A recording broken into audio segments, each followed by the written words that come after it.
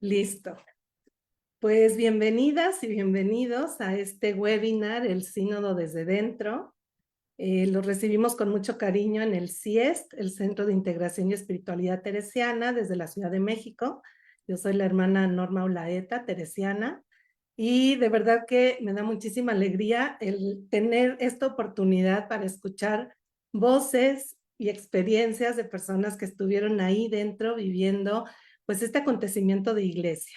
Así que pues les doy la bienvenida tanto a quienes nos acompañan aquí en el Zoom como quienes se encuentran en el Facebook y quienes se unirán en otros momentos, tiempos y lugares. Y para comenzar, pues quiero compartirles un poco pues la semblanza, algo resumido de quiénes son nuestros dos invitados, aunque seguramente muchos los conocemos, pero creo que pues es importante también saber su preparación, su trayectoria y agradecer que hayan aceptado esta invitación. Tenemos con nosotros a José San José Prisco. Él nació en Valladolid, España, en 1966. Es el tercero de 5 hermanos, sacerdote de la diócesis de Valladolid desde 1992 y pertenece a la Hermandad de Sacerdotes Operarios Diocesanos. Actualmente es catedrático de Derecho Canónico en la Universidad Pontificia de Salamanca y es decano de la facultad, donde cumple este año sus bodas de plata como docente. Muchas felicidades, José. Él realizó los estudios eclesiásticos en la Universidad Pontificia de Salamanca y después de una estancia en Washington, D.C., se licenció en Derecho Canónico por la Universidad Gregoriana de Roma en 1992.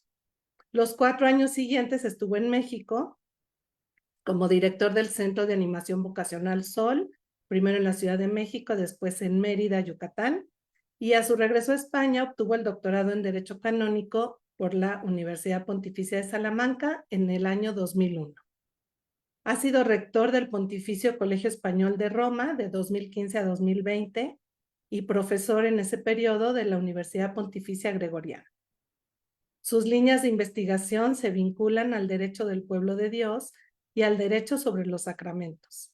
Y entre sus publicaciones destaca el Derecho Parroquial, Guía Canónica y Pastoral de Sígueme 2009, la Sinodalidad, Aspectos Teológicos, Jurídicos y Pastorales, de Editorial Sígueme 2022, y los comentarios al Código de Derecho Canónico de la BAC en este año 2023. Bienvenido, José, y gracias por acompañarnos. Ahora voy a presentar a nuestro otro invitado, es Rafael Luciani. Él es laico venezolano, doctor en teología por la Pontificia Universidad Gregoriana y tiene una investigación postdoctoral en la Julius Maximilians Universität de Alemania. Es profesor titular de la Universidad Católica Andrés Bello de Caracas y extraordinario en la Escuela de Teología y Ministerio del Boston College. Actualmente enseña eclesiología, teología latinoamericana, Concilio Vaticano II y sinodalidad en la Iglesia. Sirve como perito del CELAM, el Consejo Episcopal Latinoamericano, y es miembro del equipo teológico, asesor de la presidencia de la CLAR, Confederación Latinoamericana de Religiosos y Religiosas. Es un gusto también, Rafael, bienvenido, recibirlos aquí a los dos. Y ahora, bueno, pues los voy a poner aquí en pantalla para que podamos empezar este diálogo. Bienvenidos.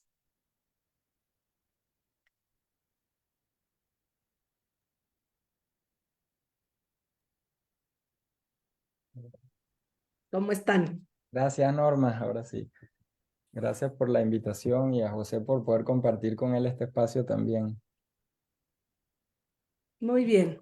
Bueno, pues lo hemos organizado como un diálogo entre amigos. Yo pues les iré haciendo como algunas preguntas, disparadores, pues para que ustedes nos puedan compartir, ¿no? Partiremos de la experiencia, su experiencia humana de estar ahí y después, bueno, iremos profundizando hasta llegar a las perspectivas, al camino que sigue y demás. Entonces, pues lo primero que quiero invitarlos a que nos cuenten es pues el antes del sínodo. O sea, que cada uno nos cuente ¿Cómo recibiste la invitación a participar? O sea, ¿a través de quién te llegó? ¿Cuál fue tu reacción? ¿Cómo te sentiste? ¿Cuánto tiempo tardaste en responder? Y bueno, ya al responder, pues, ¿qué implicó, no? ¿Cómo tuviste que organizarte para poder dejar todo e irte a Roma a un mes? Entonces, empezamos por ahí, con la experiencia antes de. ¿Quién quiere empezar? Empiece Rafael porque él no es el primer sínodo al que viene. Ok, venga. ¿No? Bueno, mi experiencia comienza en América Latina con los procesos que tenemos de escucha, ¿no? Ya comenzaron con la Asamblea Eclesial Latinoamericana y ese fue un proceso de escucha que se hizo no solamente a nivel continental, sino también a partir de regiones. Y esa experiencia fue muy enriquecedora porque nos ayudó también a ver esa diversidad, ¿no? Cuando uno dice América Latina y el Caribe. Y esa experiencia a la vez se conecta con el sínodo para mí, porque el sínodo como que amplía esa misma escucha y me hace salir, ¿no? de las fronteras de Latinoamérica y el Caribe y empieza uno a ver la iglesia más allá y la iglesia en toda su diversidad, con unas diferencias inmensas, la iglesia en África, la iglesia en Asia, la iglesia en Europa, ¿no? Entonces, claro, ahí hay un crecimiento porque uno tiene que expandir el horizonte y las maneras de comprender la iglesia en un marco de diversidad, que a veces no lo tomamos en cuenta y nos quedamos pues en nuestra propia localidad.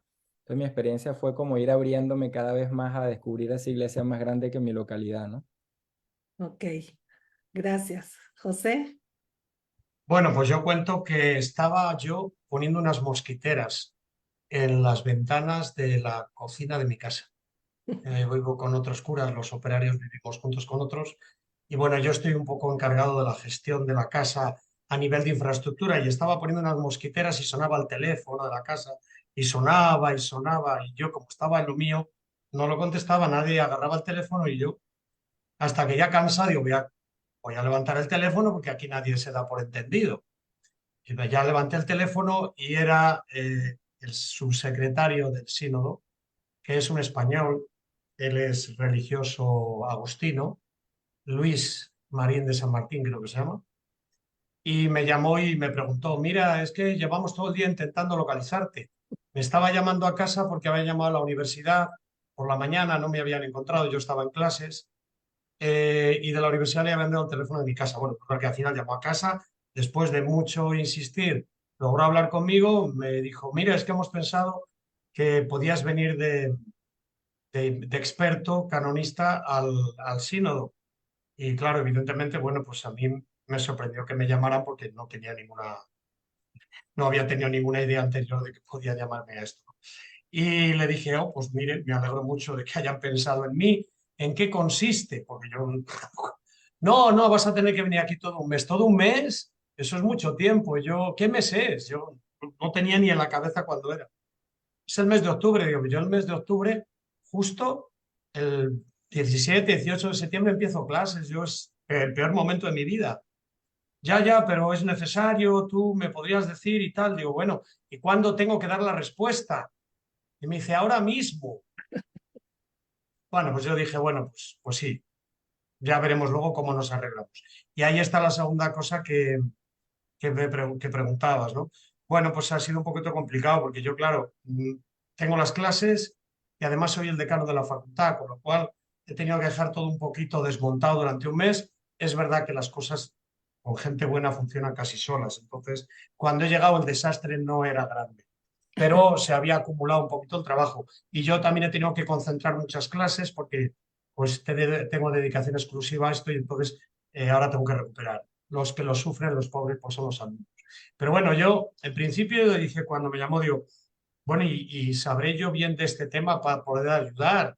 Es verdad que yo había escrito el libro, había leído mucho, es un tema que me interesa desde hace tiempo, pero siempre a uno le queda la cosa de voy a leer más antes de ir, no sea que no vaya yo suficientemente preparado. Bueno, fue una oportunidad también para profundizar más en el tema y ya está. Al Rafael lo había leído, pero no lo conocía. Bueno, Ok. de eso vamos a hablar luego. Sí. Ok. Mira, Y supongo que aquí también está el para ti, libro de Rafael. José, aquí está un libro de José, ¿eh? sino Ah, Muy del bien. grupo mira. canónico. Ahora voy a sacar yo el tuyo, Rafael, porque si no quedo yo mal. Ok. Bueno, pues entonces recibieron la invitación, pues dijeron, hágase en mí como tú quieras y vámonos a Roma. Entonces, ya en Roma, o sea, el durante esa experiencia de estar ahí participando, pues que nos vayan contando, o sea, se van alternando ustedes como quieran, cómo percibieron el ambiente ahí dentro, cómo se sintieron ustedes, y también que justo esto, ¿no? Si conocían a mucha gente, si se hicieron nuevos vínculos, amistades, como qué fue lo más significativo en cuanto al grupo humano que se reunió en el sínodo. Sería como lo primero. Y luego, ¿cómo fue su participación? O sea, los expertos, ¿en qué participaron o cómo? Si estaban ahí en el aula, pero de qué manera. Que nos metan un poquito y nos cuenten así un día en el sínodo, cómo fue. Pero primero la llegada del ambiente y demás. Pues mira, la llegada de nosotros dos estábamos en el grupo de teólogos expertos, entonces nosotros no somos miembros que votan. Por lo tanto, nuestro horario diario era un poco distinto. Nosotros participábamos en las plenarias, que es donde uno podía escuchar, pero en las mesas como tal, por el sistema de las mesas, que tiene un sistema de micrófonos y de cámaras incorporado en cada mesa, nosotros no participábamos en esas mesas, pero recibíamos todo lo que en las mesas se decía y se discutía. Entonces nuestro trabajo y contacto con la asamblea no fue el día a día, minuto a minuto, pero sí teníamos durante las plenarias y luego en los pasillos durante todos los días, pues mucho contacto, ¿no? Y luego el trabajo que nos fuimos conociendo del grupo de teólogos y teólogas y canonistas, no todos nos conocíamos. Y cuando empezamos a trabajar juntos, para mí fue una gran alegría porque a veces uno encuentra con un grupo de teólogos que tienen distintas líneas y entonces hay conflicto. Y aquí había como un sentir común de querer avanzar, ¿no? En esta iglesia que necesita de una reforma, y la verdad es que hubo un ambiente muy fraterno en el trabajo como teólogos y como canonistas que estábamos ahí, ¿no? Para mí fue por eso una experiencia serena, que no generó como una crisis o una angustia o nervios, sino fue una experiencia muy serena de ir aprendiendo y escuchando y entre el grupo de teólogos y con la asamblea, porque, como decía anteriormente, no es lo mismo en mi caso que ver más o menos las realidades que uno conoce y de repente encontrarse con una iglesia en Asia o en África que es muy distinta. Y entonces ahí entra también una riqueza inmensa para uno poder ampliar, ¿no? El horizonte teológico, la experiencia, todo esto, la vida eclesial. Ujú. Gracias. José. Pues yo subrayo lo mismo que dice Rafael, ¿no? Para mí realmente fue encontré personas, algunos sí los conocía de antes, en concreto conocía a un canonista y a un teólogo, porque los dos son o españoles o medio procedentes de España. A los demás algunos los conocía de oídas, como a Rafael, pero tengo que decir que para mí fue una experiencia muy enriquecedora. Me recordó un poco a una sesión que tuvimos hacía unos años como preparatoria a todo este tema de la sinodalidad, que hubo un encuentro de canonistas y teólogos, también patrocinado por el sínodo, y ahí nos dimos cuenta de algo que yo he reforzado después con el tiempo y que ahora en esta reunión también lo he visto, que nos necesitamos. Aunque la comisión se llamaba de expertos teólogos y los canonistas éramos absoluta minoría, que éramos 4 de 40 casi, éramos absoluta minoría, pero entiendo que tanto el derecho canónico necesita de la reflexión teológica para tener un fundamento sólido, como la reflexión teológica necesita una aplicación que corresponda a esa reflexión, pues son cosas tan complementarias que esto lo hemos visto muy bien en los trabajos, ¿no? Porque en concreto en el grupo que estamos, nos dividimos por grupos de idiomas y Rafael y yo estábamos en el mismo grupo. Al principio éramos solo los de lengua española, luego tuvimos italianos también, pero tuvimos la oportunidad de ver las cosas desde las diferentes perspectivas, lo cual es súper enriquecedor. Yo también conocí más a fondo la realidad de América Latina con respecto al proceso sinodal, porque pues había dos personas, Rafael y también estaba Agenor, que es teólogo brasileño, que ciertamente, pues a mí personalmente me dieron una perspectiva muy interesante de lo que es el camino sinodal que se está realizando en América Latina y muy enriquecedor. Yo lo único que puedo decir es que solo recibí cosas buenas. El ambiente ciertamente fue muy fraterno. Yo creo que no hubo ni un solo motivo de discrepancia fuerte entre nada, porque más o menos había una especie de sintonía natural. Todos estamos deseando que la Iglesia camine hacia adelante, todos estamos deseando de que las cosas vayan a mejor y bueno, como eso es lo que nos une, las diferencias creo que son casi imperceptibles, ¿no? Son matices del mismo deseo de querer caminar hacia adelante. Gracias. Hablando como de novedades, por ejemplo, algo que llamó la atención pues fue el acomodo en el aula, ¿no? El que fuera en mesas redondas, ya habla muchísimo de un deseo de, pues eso, de circularidad, de escuchar la voz de todos, la metodología de las conversaciones en el espíritu que igual garantizan la voz a todos y luego esos minutos de silencio para procesar y dar una respuesta. La presencia de mujeres, de laicos, laicas, religiosas, como que, bueno, son signos palpables, ¿no? De un avance, me parece, de un cambio. ¿Ustedes cómo percibieron por ejemplo, este aporte de las mujeres, de los laicos? Rafael, tú que estás ahí, bueno, o sea, ¿cómo lo vieron?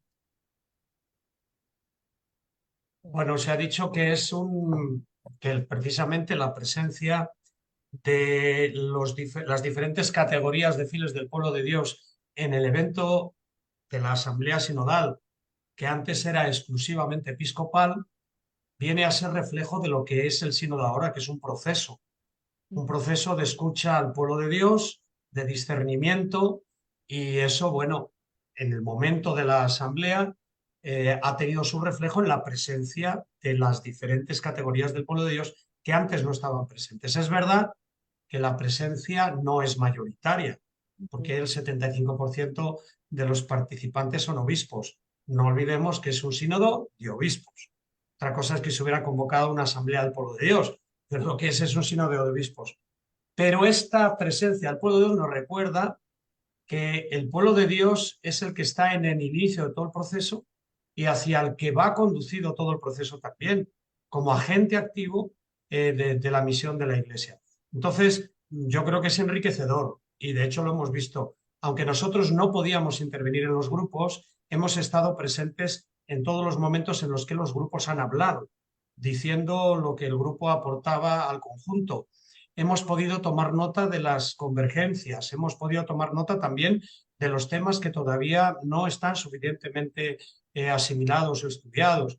Hemos visto qué deseos de cambio, de perspectivas de futuro, y esto lo hemos visto como expertos. Es decir, nosotros hemos tenido que agudizar el oído para ver más allá de lo aparente e intentar localizar estos puntos dentro de lo que cada grupo decía. La verdad, y bueno, yo con esto termino ahora que diga Rafael, ha sido exhaustivo y cansadísimo, porque el hecho de escuchar y escuchar nosotros encima que no podíamos hablar, pues escuchar y escuchar y escuchar es un ejercicio que nos hace bien a todos, pero cansa bastante. Gracias. Rafael. A mí me llamó la atención en las mesas, pues que era la primera vez en el proceso sinodal donde hay una escucha intercontinental y eso cambia mucho el escenario, ¿no? Y el ambiente, porque hasta ahora los temas se han tratado dentro de más o menos regiones culturales y eclesiales donde hay ciertas convergencias ya establecidas, ¿no? Pero ahora resulta que en esa mesa está una persona de los distintos continentes o está representada, como decía José, hay un laico, una laica, un religioso, un obispo, y tienen que escuchar ahora un planteamiento distinto con otra perspectiva y entre las mesas, porque las mesas son por idioma y van cambiando, pero el escuchar algo que a lo mejor era completamente distinto de mi región y tener que estar ahí escuchando, eso es algo que ha enriquecido mucho, por poner un ejemplo. Yo he tenido experiencias, no solo en esta asamblea, sino en experiencias de escucha, donde un obispo ha dicho al inicio, de este tema no se habla. Y luego, dialogando en la mesa, al final el obispo dice, comprendí los argumentos, aunque no estoy de acuerdo. Eso es un gran paso, porque antes ni siquiera nos sentábamos a escucharnos, ¿no? Entonces creo que la composición que tiene una cantidad de personas, de procedencias, de idiomas, de estados de vida, hace que se amplíe, ¿no? Esa escucha y escuche cosas que no estaba acostumbrado antes, ¿no? Y a nivel de la plenaria se ve todavía más reflejado, ¿no? Porque una mesa que con cierta convergencia en un tema aparecía otra mesa que decía lo contrario. Eso es parte del proceso que para mí es muy enriquecedor de una iglesia que hace 20 años no escuchaba de esa manera sistemática como un método entre todos y todas en la iglesia. Y esto hay que como recalcarlo, ¿no? Hace años que no teníamos prácticas de escucha entre todos en la iglesia, ¿no? Y eso es algo muy enriquecedor de esta etapa del proceso también sinodal. Muchísimas gracias. Para cerrar un poco esta parte de la experiencia y luego ya meternos de lleno al informe, a las perspectivas, pues, ¿cómo terminaron, no? Este mes, o sea, como qué frutos dejó en cada uno de ustedes, como a nivel personal, humano, profesional. Ya han ido diciendo ahorita algunas cosas, ¿no? Pero eso, o sea, como qué dejó en ti, cómo terminaste, cómo te sentiste, ¿no? Al cerrar esta etapa del proceso. Bueno, hablo yo para decir rápidamente, yo acabé cansado porque el trabajo ha sido bastante considerable en el sentido de muy exigente, pero la experiencia eclesial es impagable. Es decir, yo me daba un poco fastidio porque era mucho tiempo y anda uno pensando en las cosas que deja, lo de pendientes que todavía no puede solucionar, pero la experiencia eclesial para mí personalmente es impagable. Es decir, el haber podido asistir a esto es algo irrepetible para mí. Probablemente, bueno, tanto Rafael y yo, si de aquí a octubre que viene no nos da un parreque que dicen aquí en España y no nos morimos, tenemos que volver a la asamblea porque esta es la primera y luego queda dentro de 11 meses la asamblea, la segunda asamblea con la que se cierra esta segunda etapa, porque luego viene la implementación del sínodo, ¿no? Mm. Entonces, yo quedé muy contento de la experiencia eclesial, quedé muy agradecido a Dios por haber conocido a tanta gente buena que ama la iglesia, cada uno con sus formas de verla, pero la aman de verdad.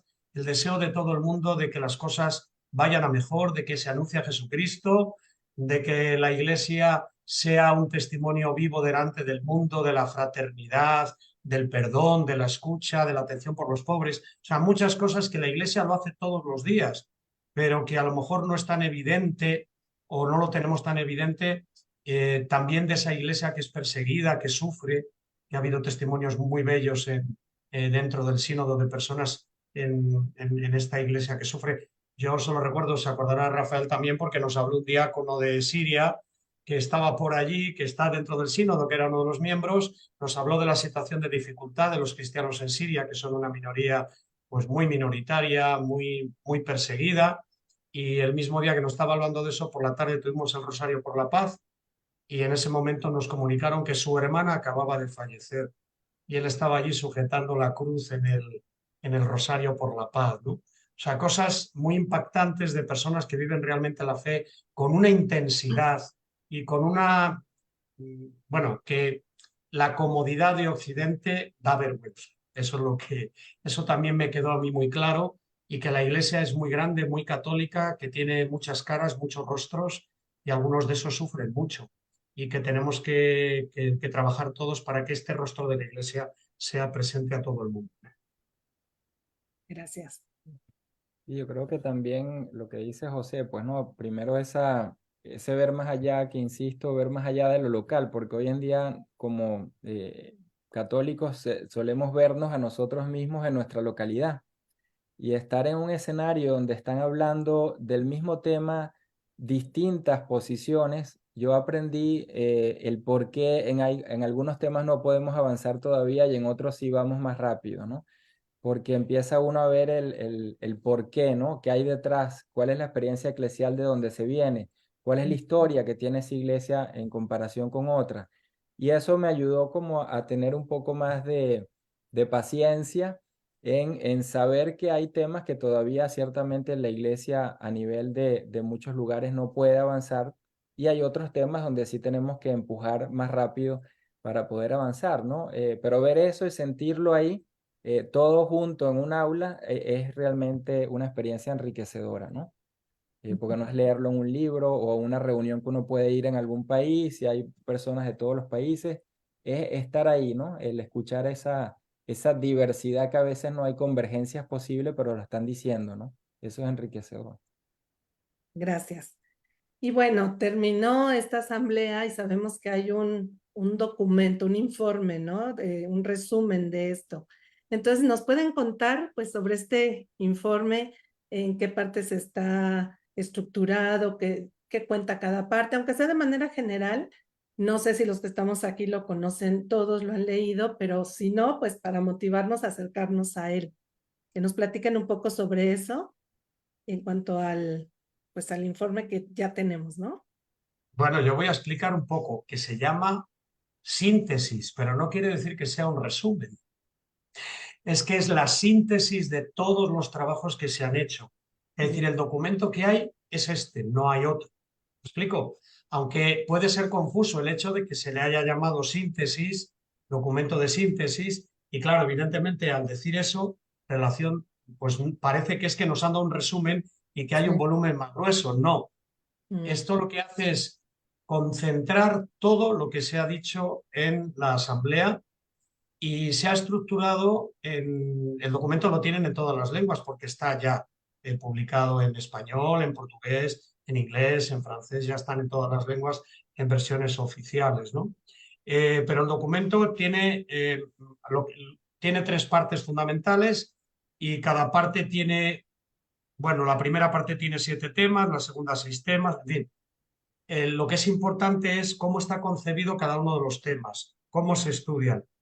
Los temas lo que ponen de manifiesto primero son las cosas en las que estamos de acuerdo, donde ha habido consenso, que se llaman convergencias. Y ujú, eso es lo que, oída la asamblea entera, queda claro que todos estamos de acuerdo y en esto no hay ninguna dificultad. mm, Existe el segundo apartado en todos los temas que se titulan cuestiones que afrontar. Nosotros en italiano decíamos aprofundire, decíamos de profundizar, ¿no? Es decir, son temas que a todos nos preocupan, pero que no tenemos claros. mm, No tenemos claros todavía. Por ejemplo, se ha hablado mucho, o no tanto, pero bueno, se ha hablado del diaconado femenino, por ejemplo, ¿no? Pero en las discusiones no ha quedado clara una propuesta que fuera común a todos. Al final, lo que dice el documento precisamente es que se siga profundizando, porque hay una comisión que ha dispuesto el Papa Francisco, hubo otra anterior. Bueno, vamos a ver que terminen de decirnos cuáles son las conclusiones de la comisión. Y de hecho, hablando, también nos dábamos cuenta que es que no todo el mundo pensaba en diaconado femenino de la misma manera. O sea, ujú, hablando de la misma cosa, no se hablaba de la misma manera. ujú, Y entonces, claro, esto hay que profundizarlo más. Entonces, el sínodo dice, bueno, esto no lo tenemos claro. Estas son cuestiones que hay que afrontar con una mayor profundización. Y luego está un tercer elemento, que es lo que se llaman propuestas, que son de un calado bastante práctico, bastante concreto, y que entendemos que muchas de ellas pueden empezar a ensayarse, algunas de ellas, en la práctica común de las diócesis, de las parroquias o de las conferencias episcopales o a quien toque, y que otras pues necesitan también a lo mejor una explanación canónica o que no existe, ¿eh? Aunque también voy a decir, y en esto me adelanto a lo que podemos decir luego, ahora le dejo a Rafael que explique un poquito los temas del documento. Yo hablo un poquito del esquema. Digo que hay muchas cosas que se dicen en el documento y esto que se vea canónicamente, que se vea canónicamente. Parece que los canonistas somos Harry Potter, que tenemos la varita del hágase magia, ¿no? Esto no es verdad, pero sí es cierto que yo lo que he percibido, y ya me adelanto, es que hay un gran desconocimiento de las cosas que ya se pueden hacer según el derecho canónico. Pero de esto hablo luego. Rafael. Sí, Gracias. o sea, la naturaleza del documento es muy importante, ¿no? Como decía José, es una síntesis y por tanto no es que trae algo nuevo, porque hay muchas expectativas de qué se decidió o si el documento dice algo donde ya se decide algún tema. Es una síntesis que recoge todo un proceso y abre el último año de este proceso que termina en octubre del 24. Ahí es donde la Asamblea hará propuestas al Papa Francisco ya, quien decidirá, ¿no? Pero es un documento que hace esa transición de las distintas fases que hemos vivido a esta fase donde ya se necesita caminar hacia decisiones. Lo que sucede es que, como decía bien José, un tema puede ser visto desde dos o tres perspectivas y no se llega todavía a un consenso. Y eso puede también ser porque faltaba más reflexión en ese momento teológica o elementos del magisterio o de la escritura o del código de derecho canónico. Ese es el reto que ahora viene este año. Por eso se pide profundizar, porque en esa escucha se recogen los temas a la luz de lo que fue discernido del Instrumentum Laboris, y esos temas luego cuando se trabajaron en la asamblea fueron saliendo de las distintas interpretaciones, las distintas prioridades. Por eso hay temas que se habían tratado en el Instrumentum Laboris mucho y ahora se tratan menos. Es porque lo que salió en la asamblea, en la discusión, ¿no? Y se abre, que es para mí lo más importante este año, porque cuando se dice en el documento al inicio que se necesita un grupo teológico, una comisión canónica, teológico-canónica, ahí está dando una clave muy importante, porque ya no es solo la escucha, sino que entramos en una fase donde el documento es un punto de llegada que se convierte en un punto de partida para ir caminando ya hacia un discernimiento mucho más robusto, ¿no? Con elementos mucho más elaborados, de manera que cuando se haga la otra asamblea, entonces ya se discute sobre aspectos que ahora no han aparecido, teológicos, magisteriales, escriturísticos, canónicos. Entonces creo que el documento hay que situarlo ahí para no tener expectativas que el documento no ofrece o el proceso sinodal no ofrece en este momento, ¿no? Y el documento tiene como tres grandes ejes temáticos.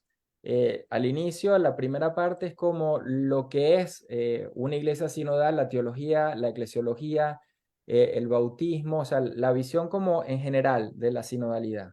Pero luego entran las relaciones en una iglesia sinodal y los sujetos, la mujer, el obispo, el ministerio ordenado, o sea, los sujetos en la iglesia y las relaciones entre los sujetos. Y la última parte, las estructuras, consejos pastorales, el sínodo, asambleas, o sea, cuáles son las estructuras al interior de una iglesia sinodal. Entonces, visto por temas, puede parecer fragmentario, y también cuando uno lo lee corrido, puede parecer repetitivo. Entonces, por eso hay que situarlo en ese contexto donde se nos dice cuáles son esos signos de una iglesia sinodal y esos elementos teológicos, algunos básicos. Luego, cuáles son los sujetos que hacen vida en la iglesia y cómo se relacionan entre ellos, qué significa el ministerio ordenado, qué significa el laicado, vida religiosa. Y luego las estructuras, porque no hay una iglesia sinodal sin una renovación o reforma o creación de estructuras que vayan en esta línea. Entonces sí da una visión amplia, porque todavía está esa definición de prioridades. Y ahora viene el trabajo de esas prioridades en cada continente también, cómo se ven, cómo en la restitución otra vez. Y cada continente establecerá un camino propio durante este año de reflexión teológica y de reflexión canónica. Por poner el ejemplo de lo que vamos a hacer acá en América Latina, a través del CELAN ya se está planificando un itinerario donde va a haber formación y va a haber congreso y va a haber encuentro, de manera tal que durante el año se pueda ir caminando no solo los sinodales, sino incorporar a instituciones, las iglesias locales, las universidades, instituciones eclesiales, Entonces, ahí es donde está el trabajo, donde podemos seguir aportando. O sea, por eso el documento no es un punto final, ni es un documento de los sinodales, es un documento como punto de partida que ahora podemos integrarnos, sea personal e institucionalmente, ¿no? En ese camino de profundización. Mm, Muchísimas gracias. Y bueno, el documento al final incluso tiene como un título de para continuar el viaje, ¿no? Recordándonos que eso, que esto es un proceso y seguimos invitados a participar. Entonces, bueno, vamos a entrar a qué perspectivas se visualizan, ¿no? De cara al derecho canónico y a la teología, que como bien dijeron, pues sí, en muchas partes de este informe se menciona, ¿no? Que eso habrá que reflexionarlo, que eso el derecho canónico tendrá que adaptarse, que eso la teología tendrá que verlo. Entonces, no sé quién quiere empezar, si empezamos con quién y les hago algunas preguntas. ¿Quién Con quien empieza? quieras, Norma, con quien tú. Tú eres Él, Bueno, la que disfrutas. a ver, José, en cuanto al derecho canónico, que como dices, y yo soy una de esas personas que pues tengo muy poco conocimiento del derecho canónico y de cosas que seguramente ya se pueden hacer o ni siquiera están prohibidas y no lo sé. Entonces, como, ¿qué reflexiones quedan por realizar o qué actualización o adaptación se invita, ¿no? Así en general y luego te voy a hacer una muy concreta. Pues mira, con respecto al derecho canónico se ha hablado en muchos lugares, ¿no? Desde, por ejemplo, desde los consejos, que decía ahora Rafael, las estructuras que ya existen de participación, consejos parroquiales, consejos diocesanos. Eh, Se ha hablado de la reforma del derecho canónico, por ejemplo, con respecto a la participación de los laicos y las mujeres en las tomas de decisiones. Se ha hablado de laicos y mujeres, que las mujeres también son laicas, ¿eh? Pero digo, porque como ha habido un apartado especial para la mujer, por eso lo distingo yo también.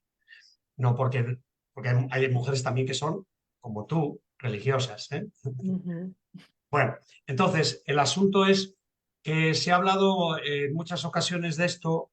Yo como canonista, bueno, también tengo que decir que durante el sínodo nos hemos juntado canonistas y teólogos, pero también se ha creado una comisión especial de canonistas, eh, que por el momento no hemos hecho nada, la verdad sea dicha, porque hemos tenido un par de reuniones durante el sínodo y bueno, estamos viendo a ver de estas cosas que ha dicho el sínodo, cómo podemos reflexionar y dar alguna orientación. A mí lo que me queda claro después del oído es que, primero, el Código de Derecho Canónico, aunque supuso un avance muy importante con respecto a la legislación anterior, desde el punto de vista de la eclesiología, porque intentó asimilar la eclesiología de la manera en que ese momento se podía asimilar. Estamos hablando de que el código está promulgado en el año 83, ya hace unos cuantos años. Ha habido mucha reflexión eclesiológica posterior. Lo que había hasta ese momento y lo que los padres que lo elaboraron les daba a la cabeza, pues bueno, pues hay un libro segundo que se llama El libro del pueblo de Dios. Pero es verdad que ese libro, aunque digo, repito, supone un avance grandísimo con respecto a cómo se entendía la iglesia en la codificación anterior, que era una iglesia totalmente piramidal, donde los laicos y los no pintaban nada. Y aquí sí que tienen su lugar, tienen sus propias normas para unos y para otros. La verdad es que el comprender la iglesia desde el punto de vista de la sinodalidad exige un cambio también de la concepción de este mismo libro segundo. Eso es una cosa, para empezar. Segundo, ha habido algo muy importante en las sesiones del sínodo que se ha hecho muy común y que afecta directamente al código. El código está hecho desde el pensamiento de una iglesia universal. Entonces, ¿cuál es el asunto? Que el código trata de dar normas para todos los lugares, en todas las ocasiones y en toda la iglesia. Esto es muy difícil, por no decir que imposible. De tal manera que hay normas del código que son difícil o imposiblemente aplicables en algún sitio y que tenemos que tender, y esta es la idea que tenemos al grupo de canonistas, tenemos que tender hacia una descodificación, es decir, a una reducción de lo que es para todos igual y que sean después a nivel de las iglesias particulares, es decir, a nivel de conferencias episcopales, de provincias eclesiásticas, de diócesis, donde se determinen cosas que son propias de cada lugar y de cada circunstancia, y que no afectan a todos por igual, y que tampoco son de ley divina, por tanto pueden ser aplicables y adaptadas en diferente manera en diferentes lugares. Esto es un trabajo ímprobo, esto no se hace de aquí a octubre del año que viene. ¿Cuál es lo siguiente? Para como tarea más inmediata, yo creo que hay que dar en este tiempo, o mi opinión personal, es que durante este tiempo debería la Iglesia, el Papa Francisco, los responsables que están con él en el ámbito de la ley, dar algunos signos de que algunas de las consecuencias que se extraen de esta asamblea sinodal, que son prácticamente muy fáciles de aplicar, que se hagan ya. Y eso se hace pues, con un escrito del Papa que diga, este canon se empieza a decir así y el otro se aplica así y ya está. Esto no quita para ese repensamiento general, que es mucho más a fondo, más importante y que es un trabajo muy, muy fuerte que hay que hacer, creo yo, en los próximos años respecto a la legislación en la Iglesia. Es verdad que esto ya se intentó cuando acabó el concilio. Esto se intentó, porque lo primero que se hizo fue trabajar sobre una especie de constitución fundamental de la Iglesia que no salió adelante porque pasaban los años y aquello no se terminaba y el Papa Juan Pablo II pidió que se terminara y que se hiciera un código porque no podíamos vivir más sin orden y concierto, ¿no? Y entonces se hizo el código y luego se hizo el código de los orientales. Pero los orientales están igual que nosotros en la idea de que no era necesario eso. En aquel momento sí, y se hizo, pero que ahora tenemos que repensar. Entonces, desde este punto de vista, algunos puntos que ya están en el sínodo que el código podría modificar, el Papa podría modificar, pues alguno lo ha dicho el sínodo y francamente es facilísimo. El sínodo dice que se hagan obligatorios los consejos pastorales. Ahora son si el obispo lo considera conveniente. Muy bien, hágase, no cuesta nada. En vez de decir que a criterio del obispo, que se diga que todo el mundo los tiene que tener. Claro, hay un peligro. ¿Cuál es el peligro? Pensar que la ley es magia y que porque yo le diga a un obispo que tiene que tener un consejo pastoral, lo va a usar y lo va a usar bien y con el sentido sinodal de la escucha, del discernimiento. Esto ya es mucho pensar. Son dos cosas. Una, que le obliguen y otra cosa es que lo cree y no lo use bien. Son dos cosas distintas. Entonces, resulta muy fácil hacer un cambio, pero es que el cambio no es de la norma. El cambio es de la mentalidad y del corazón. Hay que cambiar las mentes y los corazones porque si yo ya lo tengo cambiado, a mí no me hace falta que el código me obligue. Ya lo hago. No obstante, también dice, bueno, pero si lo obliga ya, se lo piensa mejor. Vale, que estoy de acuerdo. Vale, hay alguna otra cosa que dice que se obligue a que todos los obispos tengan consejo episcopal. Yo creo que está mal redactado este punto y aunque yo hice un modo para el aspecto este, no me hicieron mucho caso. Pero está mal redactado, ¿por qué? Porque el consejo episcopal se considera en el Código de Derecho Canónico como los vicarios del obispo. Y hay diócesis que tienen varios vicarios, pero hay diócesis que no, que nada más tienen uno, un vicario general. Entonces, pues ya no hay consejos, este señor que habla con el obispo y punto, ¿no? Entonces, yo creo que lo que pretendían, porque hubo una voz que dijo, yo es que en mi consejo episcopal he incorporado mujeres y a una mujer que no me permitía nombrarla vicario general porque el código no lo permite, la he nombrado delegada para asuntos generales. Claro que eso se puede hacer. Si yo quiero incorporar ahora laicos y a mujeres en el gobierno, lo puedo hacer. El código no prohíbe lo que ha hecho este obispo. Que queremos que además lleven el nombre de vicaria, hay que cambiar el código. Ya está. Y habrá que perfilar también qué tipo de vicaría es, porque no todas las cuestiones se pueden asumir desde la vocación bautismal. Hay algunas que precisan del sacramento del orden, pero son muy pocas, y casi ninguna afecta a un gobierno directo disciplinar, vamos a decir, de las personas. Pero claro, ponen eso, que tengan todas las diócesis consejo episcopal. Bueno, si es el del código, no, porque hay algunas que físicamente no lo pueden tener, bueno, tienen vicarios. Si es esta otra modalidad, aplausos. Yo digo, por ejemplo, mi propio obispo de Valladolid tiene un consejo episcopal alargado y tiene también una mujer dentro del consejo episcopal. Y él, por ejemplo, creo recordar que tiene a los arciprestes, bueno, en América Latina los llaman decanos, ¿no?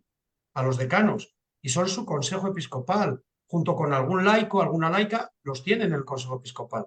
Esto no lo ha prohibido nunca el código, pero como tampoco lo mandaba, Mm, quizá el paso es ese, ¿no? De decir, es que no me lo tienen que mandar, es que yo tengo que tener un corazón de pastor que quiere caminar sinodalmente con su pueblo y yo voy a buscar las formas de hacerlo. Es cierto también que si la legislación plantea modelos, es más fácil que la gente se apunte. Pero el que exista el modelo no significa que se vaya a cambiar la iglesia. Eso es lo que quiero decir. Cambio es un cambio de mentalidad y de corazón. ujú, Y el código es un instrumento, pero el código va siempre detrás de la vida. Nunca anticipa la vida. ujú. Gracias. Bueno, quiero ponerte un ejemplo que leí en la parte 2, justo donde se habla esto de los sujetos de la iglesia. En la propuesta N del punto 11 dice así, abro comillas. Bueno, el punto es diáconos y presbíteros en una iglesia sinodal. Y lo que dicen es que es urgente asegurar que las mujeres puedan participar en los procesos de toma de decisiones y asumir roles de responsabilidad en el cuidado pastoral y el ministerio, y que el derecho canónico debe adaptarse en consecuencia. Es justo de esto que estás hablando. Ujú. Pero bueno, me parece como interesante, ¿no? O sea, es urgente asegurar esto porque hay mujeres que quieren o queremos participar, que pueden hacerlo. Y bueno, en esto de adaptarse en consecuencia es lo que estás diciendo, o por ejemplo, en este punto, ¿qué implicaría? Claro, vamos a ver, hay dos cosas. Primero, ya hay mucho campo en el que esto se puede hacer. Está hay con nosotros dos personas, alumnas mías, dos mujeres. Las dos están trabajando en la curia. Una de ellas es la canciller de la diócesis. Quiero decir, esto no es cosa menor. Es verdad que, evidentemente, a mí me da igual que sea hombre que mujer. Tiene que tener una preparación para el trabajo que va a desempeñar. Por eso yo no, hemos puesto lo de mujeres, porque quizás sea el elemento todavía menos destacable, teniendo en cuenta que son la mayoría de las que participan en la misión de la Iglesia son mujeres y, sin embargo, siguen siendo la minoría en la participación directa en cuestiones de gobierno. Entonces, ¿hay sitio ahora mismo? Claro que lo hay. Mm, Lo único que tiene que haber es voluntad, mm, porque sitio lo hay. Mira, un consejo de pastoral lo configura el obispo a su gusto. Él hace los estatutos. Él pone los miembros que le parecen convenientes y nadie le dice nada. Si yo tengo un consejo de pastoral configurado en manera sinodal, esto ya lo permite el código. Y si yo le digo al consejo de pastoral lo que vosotros digáis, si es consensuado, yo lo voy a hacer. Eso lo puede hacer ahora. mm, No necesita que haya un canon que le diga, tiene que tener una cuota de mujeres, tiene que tener, ¿por qué? Porque no es necesario si uno realmente cree en el proyecto eclesial de una iglesia que es comunión, de una iglesia que es pueblo de Dios, de una iglesia que camina sinodalmente. Si cree en esto, repito, el Código de Derecho Canónico puede subrayar cosas, animar, pero no va a cambiar a quien no quiere cambiar. Y ese es el trabajo que tenemos. Mirad, yo digo personalmente desde el principio del sínodo, yo dije, vamos a ser honestos. ¿Cuánta parte del pueblo de Dios ha participado en este proceso? ¿Qué tanto por ciento? Siendo honestos, en España yo creo que no ha llegado al 2%. No creo, no tengo cálculos tampoco. Pero bueno, sí, se sabe la gente que ha participado en las parroquias y demás. Si nosotros, por ejemplo, en las parroquias en España hay un promedio de un 25 como mucho por ciento de participación dominical, que es lo mínimo de lo mínimo, un 25% es un cuarto por ciento, un cuarto de la población que está bautizada, que participa habitualmente en las cosas de la iglesia, en el mejor de los casos. De ahí no sube. De estos han participado un 20%. Entonces, claro, si nos vamos a la realidad, decimos, la escucha del pueblo de Dios, sí, pero ahora mismo estamos en números rojos. Necesitamos involucrar a más gente.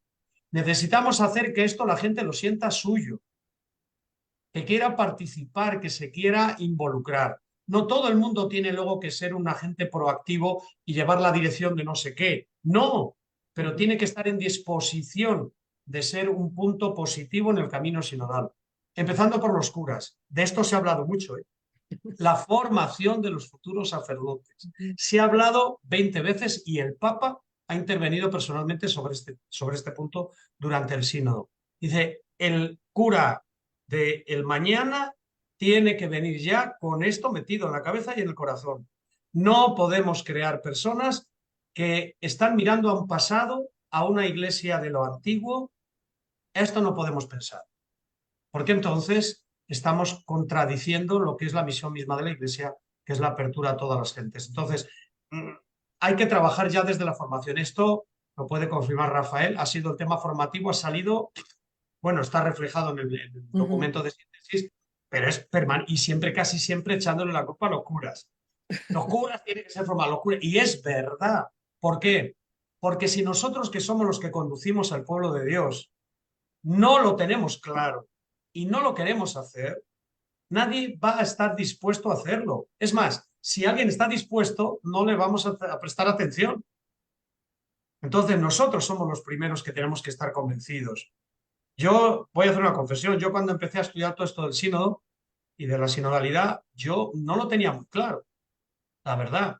Pero a medida que me fui enterando bien, leyendo, profundizando, dije, es que es esto, es que no hay ahora mismo otro camino. Es que es claro. O sea, yo soy una especie de converso a una sinodalidad entendida como la está entendiendo el sínodo, ¿no?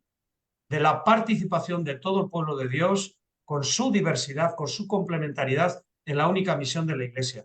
Porque hemos radicalizado tanto las diferencias que nos hemos olvidado que todos somos bautizados, que somos cristianos, que somos discípulos, que somos misioneros. Esto es lo más importante. Y que uno lo haga como cura y otro lo haga como monja y otro lo haga como laico, esto es importante también, pero secundariamente importante. Y como casi siempre hemos reflejado la distinción, como casi como contraposición, como lucha, que no, aquí no hay lucha por nada, si aquí todos vamos a lo mismo, tenemos que trabajar juntos en la única misión. Entonces, ¿hay cosas que cambiar? Sí. ¿Hay muchas cosas en el código que se pueden aprovechar? Sí. ¿Hay cuestiones extracodiciales que se pueden implementar ya? También. El código no tiene que orientarlo todo, ni tiene que hablar de todo. Si estamos diciendo que hay que ir a una hacia descodificación, pues no queramos hacer leyes para todas las iniciativas que salen en todos los sitios. Por ejemplo, y ya termino, que me he enrollado. Dice por ejemplo, proponer nuevos ministerios. ¿Y quién lo prohíbe? Nadie lo ha prohibido. El código no dice que haya... El código dice los que hay.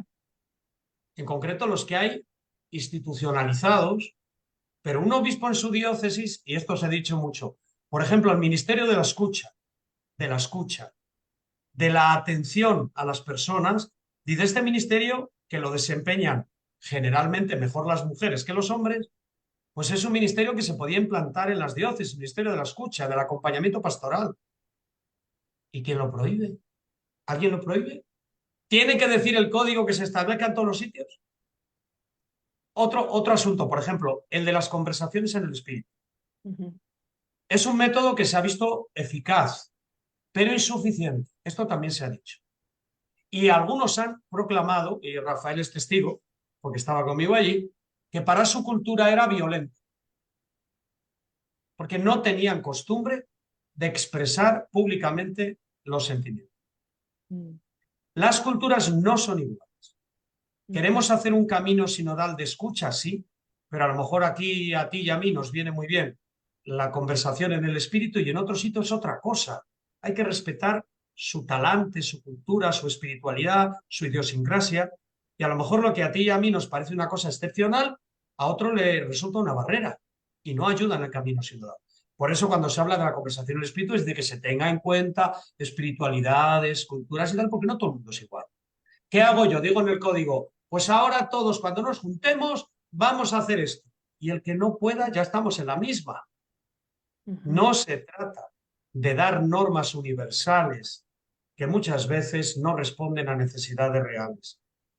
Y como el código no tiene que legislar todo, hay muchas cosas que cada obispo en su diócesis está obligado a hacer ya, porque el código no lo prohíbe, sencillamente. Gracias. Bueno, Rafael, y en cuanto a la teología, las reflexiones, los aportes, ¿qué novedades se perciben o qué caminos quedan por recorrer o qué reflexiones, ¿no? Se les encomendaron?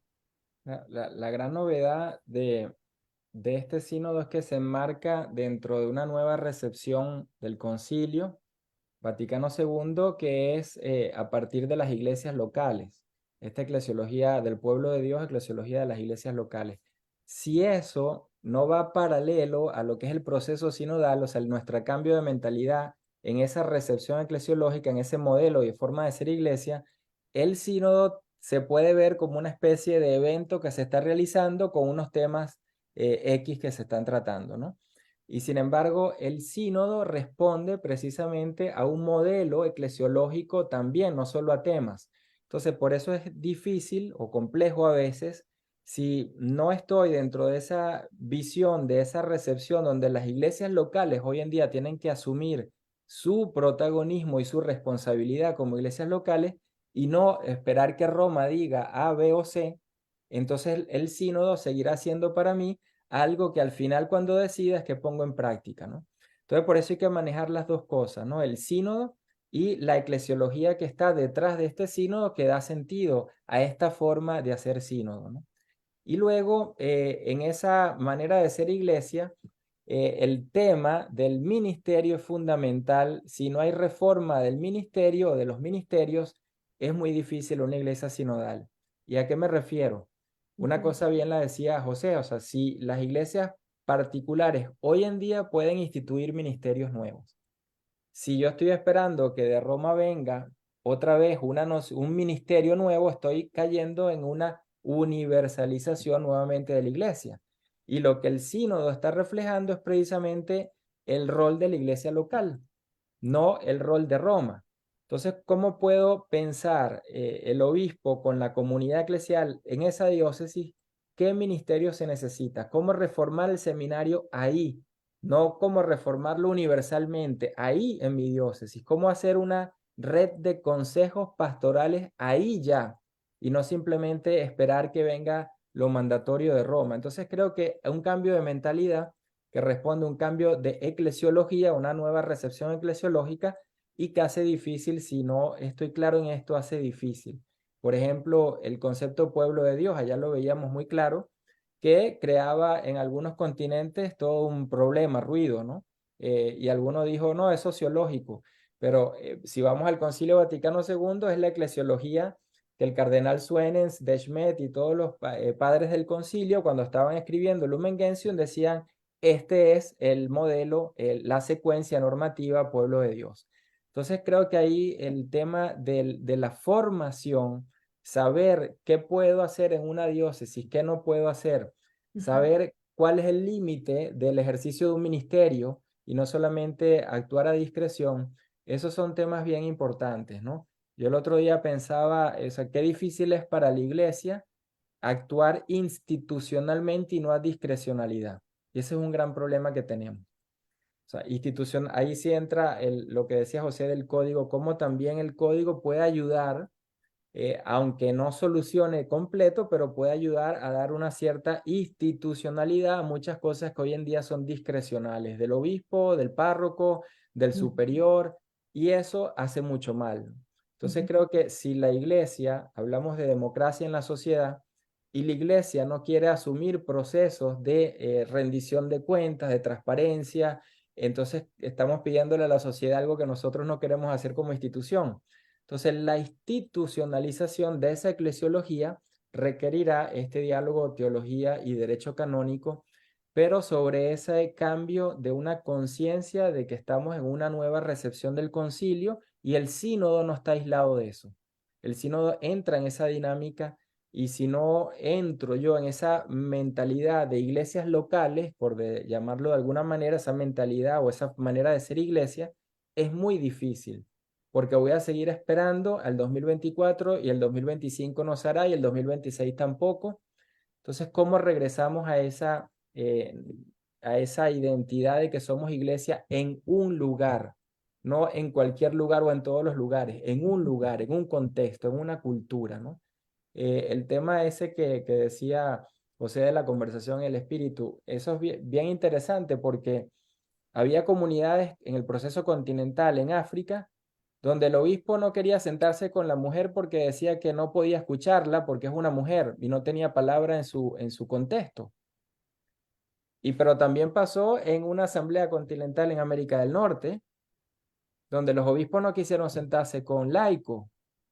Entonces, no solo es un problema de eclesiológico, sino también cultural de ver las diferencias y cómo trabajar esas diferencias para que podamos ir haciendo cambios, ¿no? El ministerio, como decía también, que decías tú, Norma, el ministerio, el diaconado femenino. El diaconado femenino, de acuerdo a los continentes, también se ven distintas percepciones, ¿no? Pongo el caso de América Latina, que es el que más estoy metido. En todos los procesos de escucha que hemos hecho, sale con normalidad, sale con claridad el tema del ministerio del diaconado femenino. Pero ese tema no es un tema fácil en otros contextos eclesiales. Entonces, ¿cómo hacer primero para que haya formación y se entienda bien qué significa? Y luego que podamos tener los instrumentos para dialogar sobre el tema, no desde opiniones que demos, sino desde un discernimiento eclesial que implica escritura, magisterio, teología, tradición y no solamente la opinión que doy, ¿no? Entonces, el método es fundamental, pero como decía José, tiene sus limitaciones. Porque si quedo solo en lo que siento y en lo que quiero decir, porque en ese momento me surgió del diálogo, pues ahí ciertamente no va a haber mucho avance. Si se incorpora al método estos elementos que son mediaciones para el discernimiento, entonces ya podemos ver esos avances en contextos donde a lo mejor no se sentía que se estaba avanzando. Entonces creo que el tema de la formación este año entre las dos asambleas es clave para que el 24 tenga frutos o para que no los tenga. Y no estamos hablando de la formación de los sinodales, repito, no es la formación solo de los sinodales. Cuando yo tengo una comunidad que me mueve y me pide y me lleva a cambiar, no es porque el cura dijo cambio o el obispo dijo cambio, es porque hay una comunidad que me presiona de alguna u otra manera. Pero para que eso exista necesito también formación. En la diócesis mía hay una red de consejos en torno a las parroquias y la red de consejos parroquiales está vinculada con el Consejo Pastoral Diocesano. Entonces, toda la vida diocesana está articulada en torno a consejos, desde zonas, parroquias, pastor diocesanos. Entonces, eso articula también una capacidad de que la gente en una comunidad pide, no solamente porque el cura le dice que hay que hacer esto, sino porque van creciendo y tejiendo vida eclesial. Y de ahí surgen muchas peticiones y clamores y cambios, ¿no? Entonces, ahí por eso entendemos que el proceso sinodal se da en el marco de una recepción de una eclesiología de las iglesias locales o no, porque será más difícil o será más fácil. Entendemos que estamos en una transición de modelo institucional o simplemente el estudio de unos temas. Porque si hay una transición hacia un modelo institucional que tenemos que construir porque no está claro, pero al menos tenemos que tener la conciencia de que hay que colaborar con la construcción de un modelo institucional que responda a una iglesia sinodal, porque no lo hay en todos los ámbitos, ¿no? Entonces, si esas son las bases con las cuales yo puedo mirar lo que está aconteciendo, también las expectativas las sitúo y las alineo al proceso y no tengo más expectativas de lo que el proceso puede dar. Es lo que yo aprendí en esa aula con tantas voces. Yo vengo con mis expectativas de lo que vivimos en una historia de más de 60 y pico de años desde que se fue creado el CELAN, en los años 50 antes del concilio, donde ha habido un camino de forma eclesial. Pero resulta que estoy viendo que hay un continente donde por primera vez en la vida se reunieron obispos con laicos. Entonces no puedo yo poner mi modo de ser y hacer iglesia y universalizarlo y decirle, ahora todos tienen que ir por esta vía, ¿no? Pero sí puedo reconocer que en esa diversidad respetemos que cada uno va al tiempo y al ritmo y en la propia historia, y ese respeto es lo que generará la posibilidad de que una iglesia local diga, aquí yo quiero este ministerio, lo necesito, y otra iglesia local dirá, aquí no. Y recordamos el Sínodo para la Amazonía. El Sínodo para la Amazonía, y esto es un caso bien interesante con el derecho canónico, los padres sinodales votaron en mayoría por los viri probati, o sea, hombres casados que pueden ser ordenados. La mayoría en el documento final. Una canonista, le publicamos cuando hicimos un congreso en Caracas y le publicamos en un libro que se llama Conversión de las mentalidades y reforma de estructuras, un artículo que muestra que no hace falta que Roma diga apruebo los viri probati para poder tenerlos en la Amazonía o en una iglesia local. Ese artículo se les dio a los obispos. Hasta el día de hoy, ninguno ha pedido a Roma la solicitud para tener un hombre casado y ordenado. Entonces uno se pregunta, ¿no? ¿Qué hacía falta? ¿Que Roma hiciera una reforma explícita para decir ahora sí pueden? ¿O será que también el obispo, aunque votó sí, pero tampoco quería mucho? Es decir, esta visión de la iglesia local es una visión de mucha responsabilidad y por tanto requiere un cambio profundo, porque no puedo seguir esperando que todo esté escrito y enviado por Roma cuando las iglesias particulares tienen una autoridad que todavía no terminan de asumir.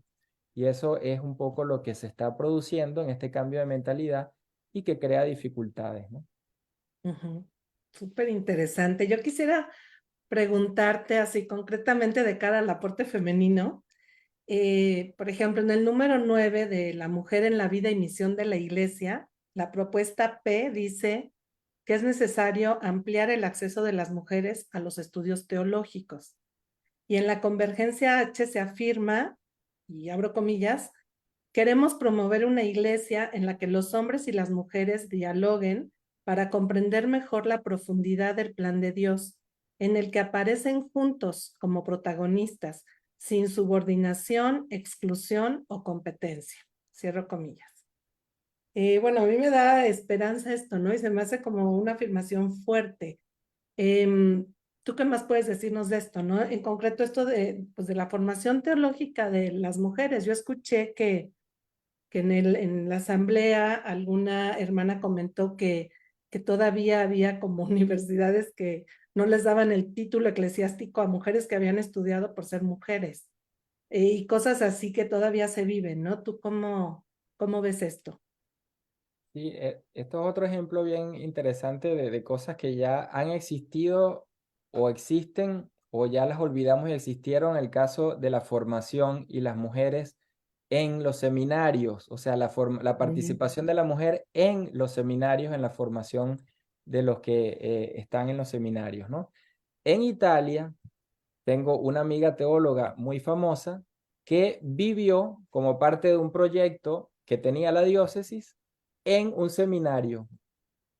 Mientras estaban haciendo sus estudios de teología, los seminaristas, ella estaba viviendo en el seminario en una experiencia formativa para los seminaristas. Eso se acabó luego, se cerró. Pero con esto vemos que hay experiencias, no hace falta la reforma del código, se pueden tener experiencias y modelos que ya un obispo pudiera implementar, ¿no? Y luego la formación ciertamente de las mujeres en teología, en derecho, en todo lo que es la vida pues, formativa de la iglesia, sí creo que hay que hacer una mayor inversión, porque a lo mejor en Europa pues hay más posibilidades económicas, pero en América Latina nosotros no tenemos más de 3 países donde hay una posibilidad de trabajo a un laico o una laica a nivel de teología, ¿no? Entonces, necesita la iglesia también hacer una especie de apuesta o de inversión o de opción para formar a mujeres en teología y en derecho y en todas estas formaciones a nivel de vida eclesial, ¿no? Porque de por sí, repito, no es fácil para un laico, una laica, simplemente por ser laico y tener el acceso a la universidad y luego no conseguir trabajo. Entonces creo que también esa realidad de las mujeres estudiando, pero a la vez cómo doy espacios para que luego laboralmente se pueda vivir. El caso de Alemania es muy interesante porque ellos ya desde los años 70 tienen los pastoral referendi, ¿no? La mujer o el laico también, varón, que es prácticamente el coordinador de una parroquia y gana un sueldo, un estipendio que le permite vivir. Pero para estar ahí, tiene que haber estudiado teología y tiene que haber hecho un concurso en la diócesis que luego lo manda a una parroquia. Fíjense qué interesante, porque entonces da pie a que un estudio tenga luego posibilidad de que esa persona viva laboralmente. Entonces es muy distinto ver quien estudia teología para ser ordenado, que tiene el sustento de una orden religiosa o de una diócesis, y otra cosa es el laicado, cómo es la relación con la teología, porque no puede ser un hobby, ¿no? Tiene que ser una vocación. Y entonces al ser una vocación implica una opción de la vida y eso toca también la parte laboral. Entonces creo que ahí es repensar no solamente el sujeto, sino también que las estructuras den cabida a que esos sujetos que estudian teología puedan tener una continuidad de esa vocación, ¿no? De hecho, se habla del ministerio del teólogo y de la teóloga hoy en día, como un ministerio que es de la tradición, no es actual. Ujú. Excelente. Y para terminar, mi otra pregunta.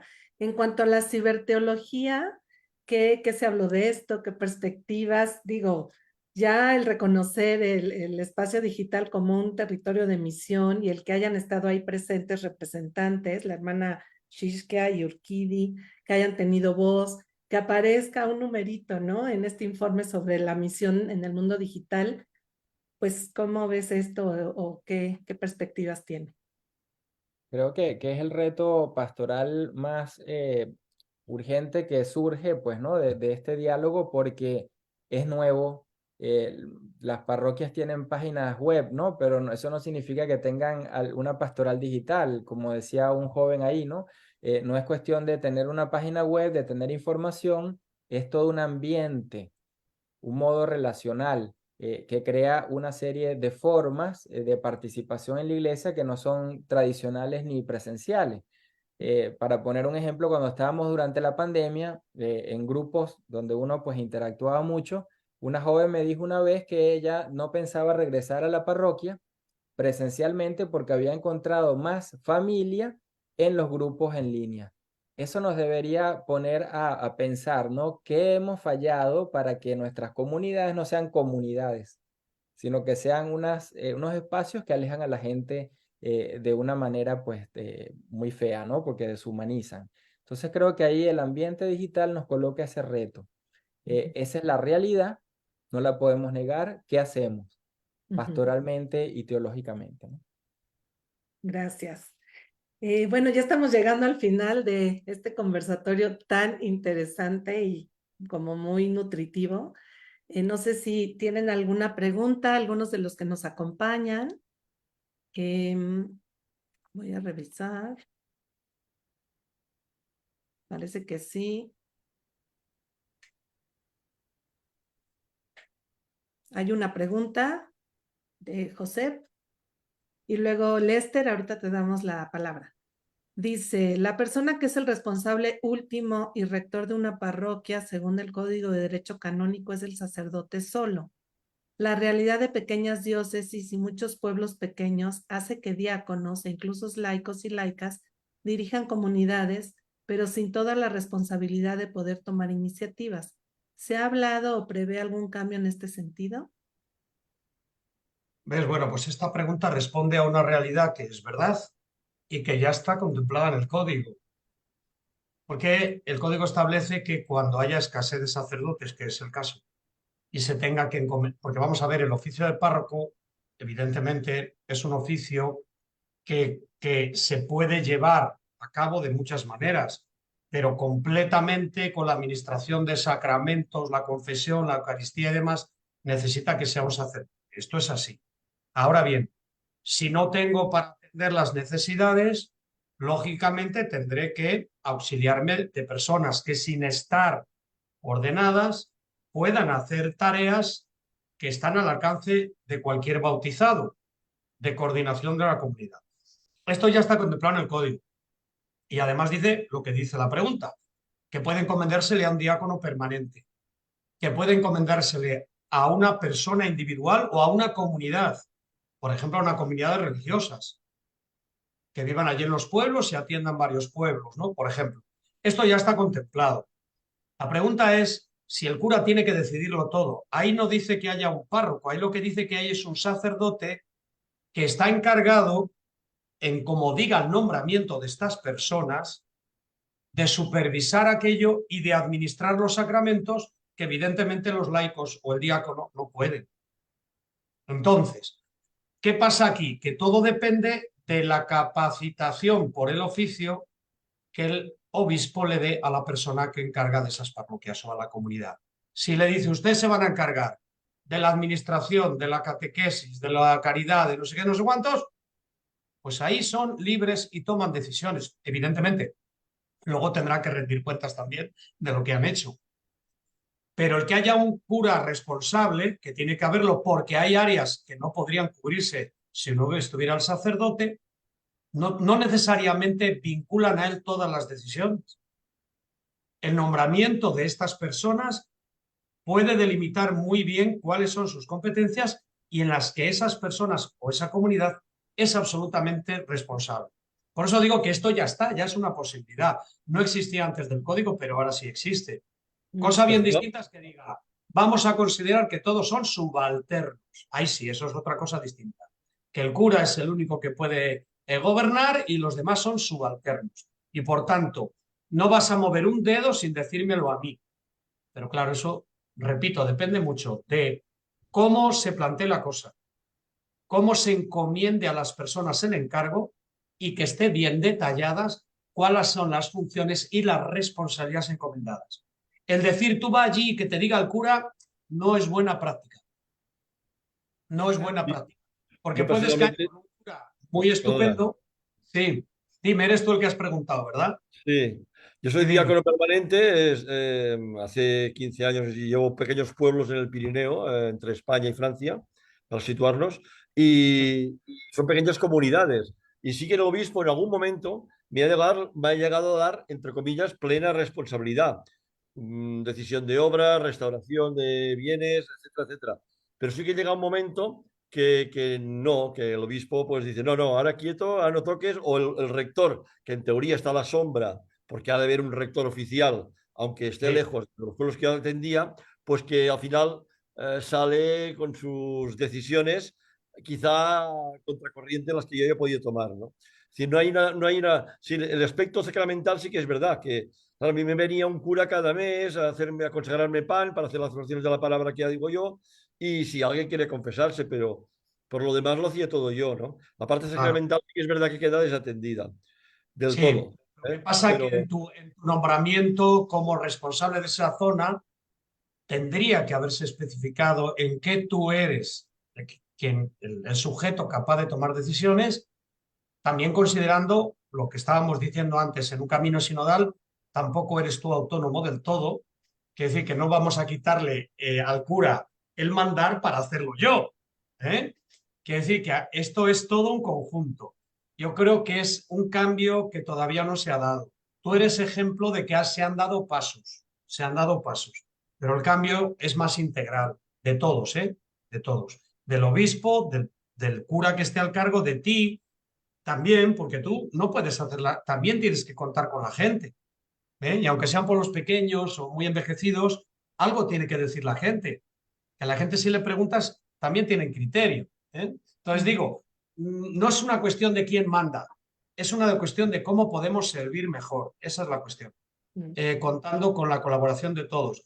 Yo creo que también estas cosas hay que juntarse. El obispo, el párroco, tú, la gente de los consejos de pastoral y tratar estos temas para que sea una cosa natural. Yo creo que vamos caminando hacia eso porque las circunstancias nos están obligando. Y ese es el problema. No es por convicción personal, es porque las circunstancias nos obligan. Y esto no es bueno. Tiene que ser por convicción, no por irremediable sufrimiento. ¿Eh? Bien, pero Josep, esto poquito a poco. Yo creo que se han gracias. dado pasos. pero el código no lo prohíbe ni manda nada en concreto. Es el obispo el Sí, responsable. Que, por gracias. cierto, ¿de qué diócesis eres, Josep? ¿De la Seu? Yo soy de Urgell, en Urgell, sí, Cataluña, la sí. parte noroeste de España. Conozco muy bien a tu obispo. Ah, tocando Andorra. Ah, bueno, tú eres de Valladolid, es verdad, hombre. Conozco muy bien a tu obispo. Sí. Muy bien. Gracias. Lester, Gracias. Hola, sí, buenas tardes. Tengo dos preguntas. Lo primero es de que el Papa dice ciertamente que el camino sinodal o el sínodo un parlamento, pero estaba viendo las votaciones y me produce un poco de intriga, no, curiosidad por llamarlo de alguna manera al ver los números y cuáles son los que recibieron mayor aprobación, cuáles tuvieron más votos negativos. Hay unos que tienen hasta 60 personas que votan en contra. Entonces, ¿cuáles serían aquellos que tuvieron más consenso y aquellos que quizás tuvieron un poco más de oposición? ¿Cómo interpretar eso? ¿Vale la Rafa, pena poner atención a los números? Y la otra pregunta era esto, que unos decían de que el Papa Francisco antes del sínodo se pronunció con respecto a las 5 dubias.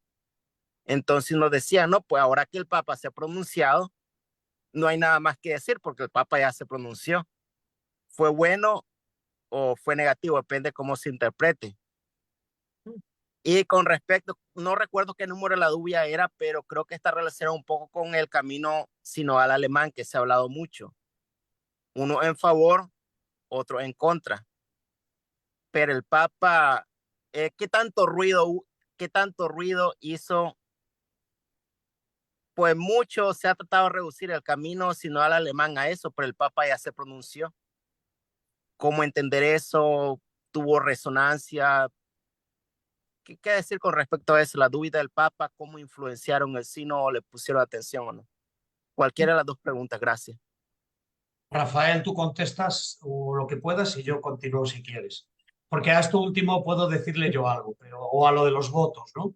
Pero lo de las dubias y demás, que tú esto te gusta más estudiar estos temas, mejor dile tú lo que te parezca, si quieres. Sí, yo saqué, de hecho, José lo leyó antes que saliera publicado para su asesoría canónica, un artículo precisamente sobre las dubias, porque salió como bien dices, pues no, la primera semana fue la respuesta que vimos todos publicada del Dicasterio de la Fe y ciertamente fue una respuesta muy clara y tajante. No se trata, ojo, de un autoritarismo del Papa Francisco. Lo que se está poniendo en cuestión es si un papa, no Francisco, un papa tiene la autoridad para asumir el magisterio pues, de un grupo de obispos y decir, esta es la interpretación definitiva. Y en ese artículo pues yo muestro cómo ciertamente eso sí es posible y Lumen Gentium lo da los criterios para ello. Entonces no se trata de autoritarismo, sino se trata de entender que hay unas críticas de estos grupos a Francisco que representan una falta de recepción del Concilio Vaticano II y ahí está una resistencia. No es tanto a Francisco, sino a lo que él representa como recepción del Concilio Vaticano II. Entonces, por eso hay que situar qué es lo que está detrás de una crítica y qué visión eclesiológica está detrás de una determinada crítica, ¿no? Sobre el tema de Alemania, sí aprovecho y digo, porque ese es un claro ejemplo de las iglesias particulares. Yo no puedo hacer una interpretación universalista de un camino particular. En Venezuela tuvimos el Concilio Plenario Venezolano. En Argentina, en Buenos Aires, se terminó hace poco el Sínodo Arquidiocesano. En Lima ha habido una consulta pastoral de un par de años para elaborar en conjunto el plan pastoral. En Irlanda están haciendo un sínodo. En Australia hicieron el concilio plenario. Es decir, los procesos de iglesias particulares son de iglesias particulares, tienen su historia, tienen sus caminos hechos. En el caso de Alemania, en los años 70 tuvieron el sínodo de Würzburg, que dice prácticamente casi todo lo que hoy día se sigue pidiendo 50 años después, ¿no? Entonces no es un camino distinto lo que están haciendo hoy. En el caso de Alemania, el 80-85% de los teólogos son laicos y laicas, no son presbíteros. El caso de Alemania, el teólogo laico estudia en una facultad de una universidad pública junto a la facultad protestante. Otro contexto distinto. Entonces, si empezamos a ver, pues cada iglesia tiene su rostro, su historia, su proceso. El sínodo de la sinodalidad no es un sínodo local, es un sínodo de la iglesia toda. Entonces, es otra cosa distinta a lo que puede ser un camino propio de una iglesia particular. Entonces, creo que ahí se trata más bien de ver lo específico, la historia propia de cada realidad y no universalizar, que es el grave, precisamente, peligro que teníamos antes de Francisco, ¿no? Todo se tendía a universalizar y al final, pues si Roma no lo decía, no se hacía, y si lo decía, se hacía.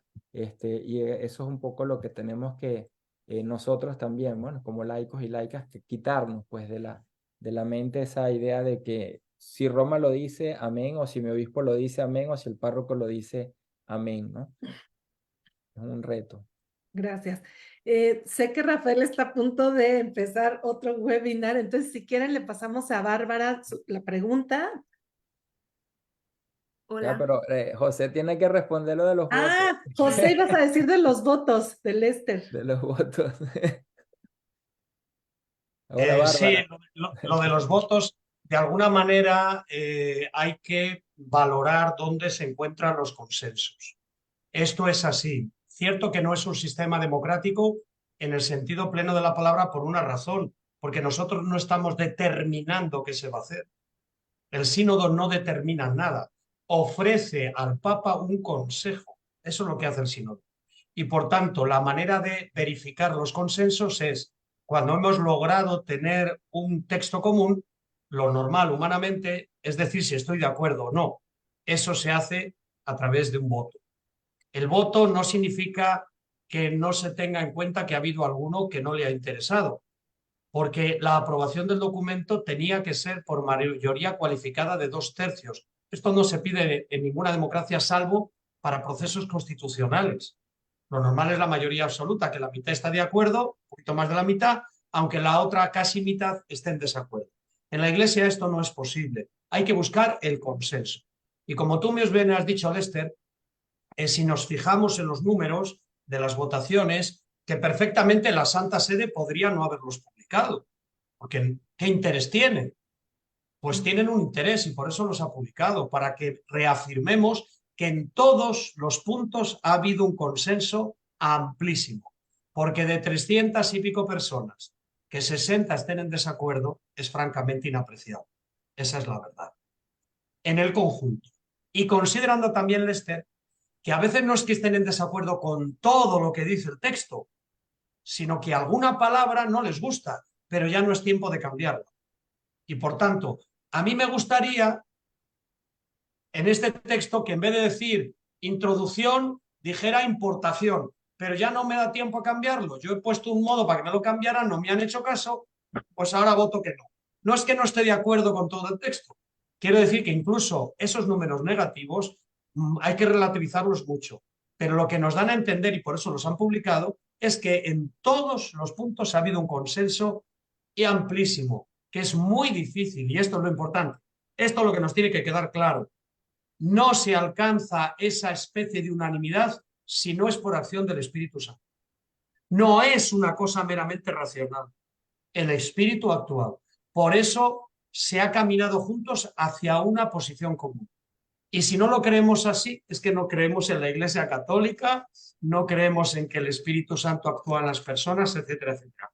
Esto no es democracia. No es democracia, pero se tiene que valer de métodos humanos para verificar las cosas. No puede ser que yo escuche y yo diga, bueno, pues a mí me parece que hay consenso. No, tiene que verificarse de alguna manera que humanamente nos quede constancia. Somos así, somos limitados.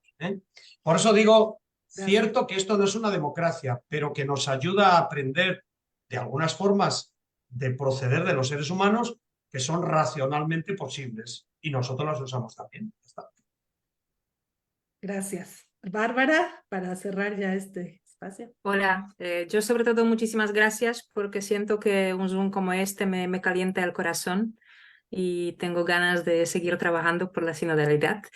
Yo tengo una pregunta sencilla. Yo de lo que entendí una de las cosas que decíais que ahora es un tiempo de trabajo, de profundizar, ¿verdad? De temas concretos, de un trabajo para canonistas, para teólogos, etcétera.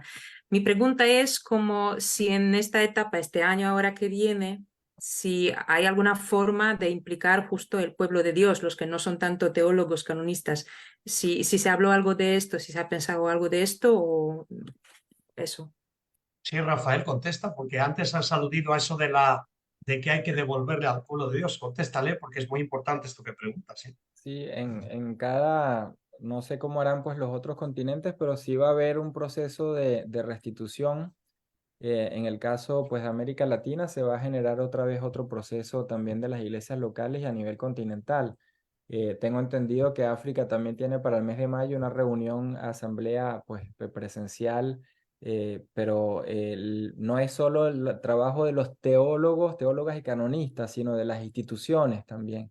Y las instituciones, por ejemplo, ¿qué puede aportar una facultad de teología? Que puede aportar una facultad de Derecho Canónico en tantas partes sobre temas específicos, pero a la vez que puede aportar una comunidad eclesial, porque no todos los temas son de estructuras eclesiales o de eclesiología que necesite saber un poco de teología. Entonces, ¿qué se puede aportar? Por ejemplo, el otro día leía un artículo muy interesante sobre los modelos de la sociedad a nivel de participación. ¿Qué modelos podemos aprender de modelos políticos, modelos empresariales, modelos de la sociedad que nos pueden ayudar a aprender modelos de gestión de decisiones? Eso no lo hace una facultad de teología, eso no lo hace una parroquia. Entonces, pero podemos tener esa experiencia de la sociedad, cómo podemos atraer esa experiencia a través de un grupo nuestro, ¿no? Es un poco también lo que queda como reto, pero ahora la Secretaría dirá pues en las próximas semanas cómo será en general en cada continente si se está haciendo un proceso distinto. Sí, yo completo lo que dice Rafael. Va a volver otra vez este documento a las diócesis. Va a volver otra vez. El problema era lo que decía yo anteriormente. Es si la gente se siente como tú ahora, Bárbara, con ganas de continuar reflexionando sobre esto en la parroquia, en la comunidad religiosa y volver a devolver otra vez el resultado de ese escucharnos y de sentirnos y de hacer cosas juntos, ¿no? Pero se va a devolver otra vez a donde vino, de donde vino, para que vuelva otra vez con ese proceso nacional, continental, a la segunda asamblea que será en octubre del año que viene. O sea, sí va a volver Bárbara, sí. Vamos a tener oportunidad todos. Por eso decía, aquí el reto es que la gente no diga, otra vez vienen los de la sinodalidad, otra, y ahora que vamos, y yo ya no. Y que la gente se haya cansado y se pierda lo mejor, porque es que lo mejor está ahora. Gracias. Gracias. Hay una pregunta en el chat de María. Dice, se ha hablado de la variedad cultural como riqueza y condicionante a respetar, pero yo veo también la posibilidad de contaminación cultural que puede desvirtuar el mensaje cristiano, particularmente en Occidente. ¿Qué opinan al respecto? Y con respecto al diaconado femenino como ministerio del servicio y ministerio al que pueden participar laicos hombres, es justo que también participen laicas según las necesidades de la diócesis, pero he oído que el problema puede radicar en un particular litúrgico relacionado con la actual ordenación diaconal. ¿Pueden decir algo al respecto? No sé, tú a la primera y yo a la segunda, Rafa, y así nos compartimos. Sí, bueno, no sé si contaminación cultural se refiere no es una palabra pues muy linda, ¿no? Pero no es que el cristianismo no es una burbuja, ¿no? Y no es algo que debemos por sí mismo vivir entre nosotros mismos, ¿no? Precisamente, si hay algo que tiene el cristianismo es que tiene que tener la capacidad de habitar en medio de, integrando, y ahí entra todo el tema, la temática de la inclusión, que no es solo adintra de la iglesia, sino de la sociedad, acoger, incluir a la sociedad, ¿no? Y a la sociedad implica esta diversidad de países, de naciones, de culturas, ¿no? En el caso de Europa es más evidente la diversidad. que existe a nivel de migratorio, y es más evidente cuando uno va a Europa, ¿no? A nivel de otros continentes hay más mezcla, y entonces el problema no es tanto la diferencia, sino cómo integro esa interculturalidad, esa pluriculturalidad, y eso trae una serie de retos, pero yo no puedo decir que sea una especie de contaminación, sino todo lo contrario, o sea, un enriquecimiento para la iglesia. Hay iglesias que en este momento están cambiando radicalmente por la integración de culturas, y pongo el ejemplo de la iglesia en Estados Unidos.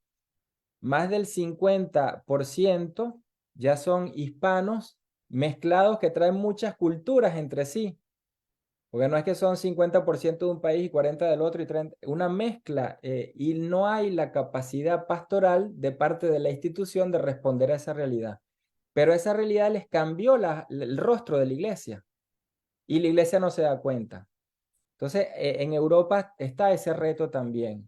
O sea, cómo abrimos los ojos y vemos que hay una realidad, y una realidad que tiene una manera pastoral que nos cuesta todavía institucionalizar, ¿no? Darle forma. Por tanto, creo que hoy en día el tema de las culturas es un tema urgente para la iglesia.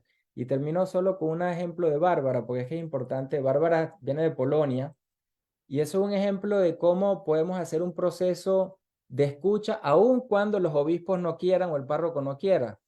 Ella organizó con un grupo de laicos, laicas, religiosos y presbíteros lo llaman el Congreso Católico, pero es un movimiento, ¿no? Y han hecho escuchas y han hecho congresos, encuentros. Yo estuve el año pasado allá, y ella ha hecho un proceso sinodal, aunque no haya tenido explícitamente el apoyo de un párroco o de un obispo, pero no la detuvo. Entonces yo creo que ahí hay un ejemplo de ver cómo no tengo que esperar que mi parroquia me digan, venga a opinar. Yo puedo generar un proceso a través de grupos, a través de redes, a través de muchas instancias, porque el sínodo no es del párroco, ni del obispo, ni del papa, es de toda la iglesia. Gracias. Yo con respecto a la segunda cuestión, que era el diaconado permanente, bueno, esto daría mucho que hablar. El asunto es que mientras tengamos pensado el diaconado como un paso previo al sacerdocio, la dificultad no se salva. Si vemos el diaconado como un verdadero ministerio de la caridad, un ministerio de la escucha, etcétera, no hay ningún problema, a mi modo de entender. Y la cuestión litúrgica no sé a qué se puede referir, porque bueno, la liturgia de la celebración del sacramento yo no veo qué dificultad pueda tener, pero si la tuviera es una cuestión que se puede modificar, eso no es problema, ¿eh? El asunto que hay por el que, no, por el que parece que hay una gran conflictividad en el asunto del diaconado permanente es porque ha estado tan vinculado a ser un paso para ser cura, que parece que si lo desligo de eso, no tiene como que pierde su potencia. Y en realidad el diaconado no es orden sacerdotal, es orden sagrado, pero no es orden sacerdotal. Y claro, también los que se oponen mucho es por esto, porque dicen, claro, es que primero las hacemos diaconisas y luego ya tienen que ser curas, ¿no? Es que son cosas separadas, son reflexiones que no van juntas, no pueden ir juntas. Pero bueno, son dificultades que hay, ciertamente, por eso no hay claridad y hay que seguir profundizando. Nada más. Gracias. Bueno, pues creo que es momento de despedirnos. Agradezco muchísimo a José y a Rafael este diálogo tan, de verdad, tan enriquecedor. Yo también me quedo, como decía Bárbara, con el corazón esponjado y con el deseo pues de seguir en este camino, ¿no? Y abrir espacios que ayuden a tomar conciencia, a formarnos. Y bueno, a continuar el viaje. A lo mejor antes de llegar a octubre nos podemos volver a ver y compartir cómo va el camino, el recorrido, pero gracias a todos los que se unieron con nosotros, que pues vamos juntos, ¿no? Esto también es sinodalidad y es el aporte de cada uno importante. Entonces, si quieren ya para despedirse, unas palabritas y pues cerramos. Pues yo decir que me voy porque hace 11 minutos que tenía que estar cenando y como saben ustedes, en casa de cura y de fraile, como uno llegue tarde, no cena. Así que tengo que ir nada más, que muchas gracias por la invitación, Norma, ha sido un placer y además de encontrarme con Rafael, con quien he tenido unos días agradabilísimos en Roma. Espero que algún día venga por Salamanca y así podamos disfrutar aquí también. Gracias, Norma, por la invitación y con mucho gusto. Si hay otra oportunidad, a tu disposición me tienes. Gracias. No en vano somos amigos de hace más de 30 años. Amén. Sí. Rafael. No, pues agradecido sobre todo porque ha sido un espacio de diálogo, pues no informal lo que vamos compartiendo. Y yo creo que en el fondo este año para los que hemos tenido pues muchas expectativas, este es el año entre las dos asambleas más importantes. Porque si estamos esperando algún cambio, decisiones que sugerirle al Papa en el 2024, tiene que ser trabajado este año. Yo creo que sin esa formación será un año que puede resultar un éxito en el sentido de que producirá frutos o puede ser un fracaso y terminar dando opiniones otra vez, ¿no? Entonces, comprometámonos, tratemos de asumir este año como el año importante, clave para que el proceso pueda generar decisiones el próximo año. Pues muchas gracias. Seguimos en este camino. Que tengan muy buena tarde, noche, buen provecho, cada uno en lo que estamos. Pues gracias, de verdad, que Dios les bendiga. Gracias, un Y hasta la abrazo. próxima. Gracias, Norma. Hasta luego. Gracias.